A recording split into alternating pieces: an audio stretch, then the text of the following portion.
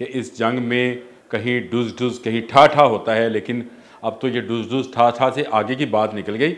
अब तो कहीं से मज़ाइल आ रहा है, कहीं से मज़ाइल शिकन मज़ाइल जो है वो दागा जा रहा है। और अब तो आज जो कल स्पीकर ने लिखा था लेटर, वो तो डेजी कटर बम साबित हुआ। इतनी तेज़ी से काम किया उन्होंने और फौरी तौर पर एक नया नोटिफिकेशन जारी कर दिया और एक नया जो है उन्होंने लिख दिया कि पाकिस्तान तहरीक इंसाफ का कौमी असम्बली में नए आइनी तरमीम जो की गई थी इलेक्शन कमीशन के हवाले से, उसके बाद से कोई वजूद नहीं है। जो वो सब गए, अब सब के सब सुन्नी इत्तेहाद कौंसिल में हैं। अगर वो सुन्नी इत्तेहाद कौंसिल में हैं तो वो मखसूस नशिस्तों वाला 8 रुकनी जजेज़ का वो वजाहती नोट, जिसको जो है मंसूर अली शाह साहब ने तहरीर किया था और कहा था कि ये नशिस्तें पाकिस्तान तहरीक इंसाफ को मिलेंगी, तो वो अब मिलने नहीं जा रही हैं। वो जो जंग है वो अब अपने आखिरी उसको कहते हैं मराहल में दाखिल हो गई है। अब यह पार्लियामेंट जो है वो अपनी बालादस्ती साबित करेगी, या कानून और आइन के मुताबिक सुप्रीम कोर्ट ये फैसला करेगी कि कौन बालादस्त है। इससे एक फ़ायदा ये हुआ हुकूमत को कि वो जो रुकावट थी कि तहरीक इंसाफ जो है वो अपने बानी के लिए कुछ बात करना चाहती थी या उनका नाम इस्तेमाल किया जा रहा था, अब उनको लिखा और पुकारा जो है वो सुन्नी इत्तेहाद कौंसिल, चाहे वो अपनी पॉलिसी जो है वही रखेंगे, वो अपने कप्तान के लिए उसकी रहाई के लिए काम करते रहेंगे, लेकिन उनको लिखा और पुकारा जो है वो सुन्नी इत्तेहाद कौंसिल जाएगा। लो जी, हूंजा फिर गया, वो आपने पंजाबी में कहते हैं ना, हूंजा फिर गया। कौमी असम्बली से पाकिस्तान तहरीक इंसाफ का हूंजा फिर गया, सफाया हो गया। और ये सफाया उस जंग का नतीजा है जो अदलिया और पार्लियामेंट के माबैन थी। मैंने अपने पिछले वीलॉग में ये बात की थी कि इस जंग में कहीं डुज डुज कहीं ठा ठा होता है, लेकिन अब तो ये डुज डुज ठा ठा से आगे की बात निकल गई। अब तो कहीं से मज़ाइल आ रहा है, कहीं से मज़ाइल शिकन मज़ाइल जो है वो दागा जा रहा है। और अब तो आज जो कल स्पीकर ने लिखा था लेटर, वो तो डेजी कटर बम साबित हुआ जो इलेक्शन कमीशन को लिखा गया था। और उसके बाद से कौमी असम्बली जो है उसका सेक्रेटेरिएट बहुत ज़्यादा मुतहरक हो गया, इतना मुतहरक कि मैंने उसको जब लिखने बैठा तो सूरत लिखा था। मैंने आज जब अपना ब्लॉग लिखा तो मैंने लिखा सूरत से आप कुछ और बात ना समझिएगा, वो एक बीमारी भी है, लेकिन ये सूरत का मतलब है तेज़ी। इतनी तेज़ी से काम किया उन्होंने और फौरी तौर पर एक नया नोटिफिकेशन जारी कर दिया और एक नया जो है उन्होंने लिख दिया कि पाकिस्तान तहरीक इंसाफ का कौमी असम्बली में नए आइनी तरमीम जो की गई थी इलेक्शन कमीशन के हवाले से, उसके बाद से कोई वजूद नहीं है। जो सीटें मौजूद थीं जिनको पाकिस्तान तहरीक इंसाफ की नुमाइंदगी हासिल थी, वो भी जो है सुन्नी इत्तेहाद कौंसिल को दे दी गई हैं। यानी अब सुन्नी इत्तेहाद कौंसिल की 80 सीटें मौजूद हैं। वो जो 41 सीटें तहरीक इंसाफ की और 40,000 अरकान थे, और उन्होंने कुछ ने जो थे वो सर्टिफिकेट जमा कराए थे सुन्नी इत्तेहाद कौंसिल के, वो सब गए। अब सब के सब सुन्नी इत्तेहाद कौंसिल में हैं। अगर वो सुन्नी इत्तेहाद कौंसिल में हैं तो वो मखसूस नशिस्तों वाला 8 रुकनी जजेज़ का वो वजाहती नोट, जिसको जो है मंसूर अली शाह साहब ने तहरीर किया था और कहा था कि ये नशिस्तें पाकिस्तान तहरीक इंसाफ को मिलेंगी, तो वो अब मिलने नहीं जा रही हैं। वो जो जंग है वो अब अपने आखिरी उसको कहते हैं मराहल में दाखिल हो गई है।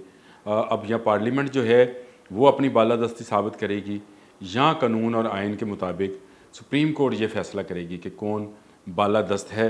जो दुनिया के रवाज है, जो दुनिया की रवायत है, बहुत सारे मुफक्किरीन की जो बात है, जो आज मैंने लिखी भी है ब्लॉग में भी और अपने उसमें, आज मैं आपको सुनाऊंगा भी, उसमें से कुछ कोटेशंस जो हैं वो आपको सुनाऊंगा भी, कि बहुत सारे जो माहिरीन हैं सियासियात के और कानून के, वो पार्लियामेंट को ही बालादस्त कहते हैं। और ये एयाज सादिक साहब जो स्पीकर हैं, ये इस बालादस्ती को लेकर जो है वो चढ़ दौड़े हैं। और उन्होंने सुप्रीम कोर्ट के 8 रुकनी जजेस की वजाहती नोट जो उन्होंने इलेक्शन कमीशन से कहा था कि सीटें दे दी जाएँ, उसका उन्होंने जो है उसका मुकाबला करने का फ़ैसला किया है। और अब वो उन्होंने जो है नया जारी कर दिया। जो पोजीशन पार्टी पोजीशन है वो मैं आपको अभी बता देता हूँ इस वक्त भी, कि इस वक्त पाकिस्तान मुस्लिम लीग नून के पास 110, पीपल पार्टी के पास 69, और एमके के पास 22, काफ लीग के पास 5, आईपीपी के पास 4, सुन्नी इत्तेहाद कौंसिल के पास 80 जो जारी किया गया, ये मैं वो बता रहा हूँ आपको, 80 हैं। जेयूआई फे के पास 8, आज़ाद अरकान तकदाद 8 है। इनमें से जो हैं 2 अरकान जो हैं वो पीटीआई के साथ है, सुन्नी इत्तेहाद कौंसिल के साथ है, और एक जो है उसने मुस्लिम लीग नून को जो है ज्वाइन करने की या उनकी पॉलिसी के मुताबिक चलने की जो है वो बात की हुई है, तो वो उनमें है। अब मखसूस नशिस्तों की बात कर लेते हैं। तो ये नया फ़ैसला आने के बाद जो मखसूस नशिस्तें हैं वो पार्टीज़ में तकसीम कर दी जाएंगी और इसमें मौलाना फजल रहमान की भी लॉटरी निकलने लगी है। यानी उनकी जमात को भी ये मखसूस नशिस्तें जो PTI की नशिस्तें 8 रुकनी जो जजेस के वजाहती नोट है उसके मुताबिक थी, वो जब तकसीम की जाएंगी तो उसमें 23 मखसूस नशिस्तें हैं जी। नून लीग, पीपल पार्टी, JUI को मिलेंगी। मुस्लिम लीग नून 15, पीपल्स पार्टी 5 और JUI को 3 मखसूस नशिस्तें मिलेंगी। अब आप खुद ही सोच लें कि मौलाना फजल रहमान 8 के साथ सब पे भारी हैं इस वक्त, कोई आनी तरमीम होने नहीं दे रहे हैं, और वो अगर ये 3 मज़ीद मिल गई तो 11 हो जाएंगे असम्बली के अंदर उनके अरकान। लेकिन इससे एक फ़ायदा ये हुआ हुकूमत को कि वो जो रुकावट थी कि तहरीक इंसाफ जो है वो अपने बानी के लिए कुछ बात करना चाहती थी या उनका नाम इस्तेमाल किया जा रहा था, अब उनको लिखा और पुकारा जो है वो सुन्नी इत्तेहाद कौंसिल, चाहे वो अपनी पॉलिसी जो है वही रखेंगे, वो अपने कप्तान के लिए उसकी रहाई के लिए काम करते रहेंगे, लेकिन उनको लिखा और पुकारा जो है वो सुन्नी इत्तेहाद कौंसिल जाएगा। मैंने पहले भी एक दफ़ा इस बात का जिक्र किया था कि पाकिस्तान तहरीक इंसाफ आने वाले चंद सालों में सियासत में नज़र नहीं आती है, और सियासत में क्यों नज़र नहीं आती है कि इलेक्शन कमीशन जो है उसको जो है इतराज़ है उनके इंतखाबात पर, उसको इतराज़ है उनकी जो नुमाइंदगी है उस पर, और जब तक वो उसको दूर नहीं करेंगे और वो दूर होने वाला नज़र नहीं आता है। अभी सिकंदर सुल्तान राजा साहब के बारे में ख़बर आ गई है कि उन्होंने जनवरी में शायद जनवरी 2025 में रिटायर होना है, और जो नई आइनी तरमीम है अगर वो हो जाती है तो उनको मज़ीद 3 साल जो हैं उसमें दिए जा सकते हैं। एक ख़बर और भी चलते चलते आई, और वो अभी कुछ देर पहले जो है अता तारर साहब ने एक मीडिया कॉन्फ्रेंस में उस बात का जिक्र भी किया कि प्रोसीजर बिल जो है उसकी शिक 2 जो है उसको उसमें अमेंडमेंट की गई है, और इस अमेंडमेंट के मुताबिक जो चीफ़ जस्टिस ऑफ पाकिस्तान हैं यानी काजी फ़ाइज़ ईसा, वो जो केसेस का मामलात हैं, जो कि केसेस के मामलात में उनकी हेयरिंग करने की फ़रिस्त बनाई जाती है, उसके लिए कौन सा जज क्या कौन से बेंच बनेगा, उसके लिए जो 3 रुकनी है 3 रुकनी जो जुडिशल कमेटी है उसमें उन्होंने बाख्तियार कर दिया है अब चीफ़ जस्टिस को। कोई जज ये नहीं कह सकता कि वो नहीं आएगा तो इसका मतलब है कोई बेंच नहीं बनेगा।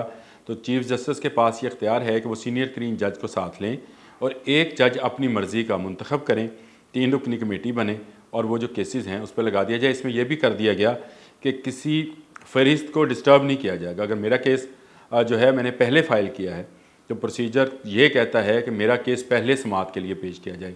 होता ये रहा माजी में जस्टिस निसार, खोसा और बंदयाल एक्सप्रेस बंदयाल साहब जो हैं वो ये करते रहे कि इतने हज़ारों सैकड़ों केस छोड़ के जो उनकी मतलब का केस था उसको उन्होंने पहले लगा दिया।